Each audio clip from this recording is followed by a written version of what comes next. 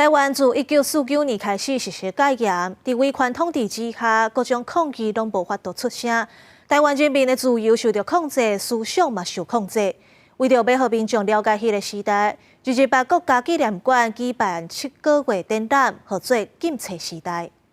流毒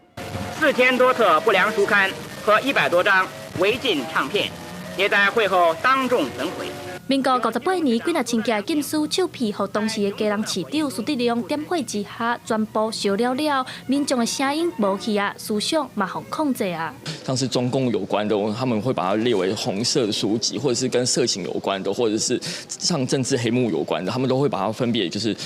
查禁。那当时候其实也有一些就是奇奇怪怪的书被禁，比如说跟28事件有关的书，或者像连武侠小说，他们都会觉得说里面可能会有一些煽动人心，让鼓动人民反抗的事情。228国家纪念馆表示，伫咧民国43年，政府展开文化清洁运动，表面上是要清除有毒的作品，实际上是要扫掉左派的立场和声音。为着要让民众了解戒严时期国民政府是安怎限制台湾人的思想，228国家纪念馆和台湾文学馆举办禁书时代展览，展出戒严时期和国民政府禁止的册。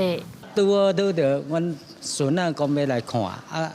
阮查某囝特别排时间起来。我现在高中生啊，我在学校就是有在关注228，还有威权时代跟转型正义这类的事情，然后有在做研究。228国家纪念馆特别用箱仔做册架啊，让原本藏伫箱仔底的册本，伫咧即马自由的时代会当记光，嘛希望透过展览，让民众感受迄个时代的悲哀，体认即马民主自由的可贵。记者戴阿双、柯敏哲台北报道。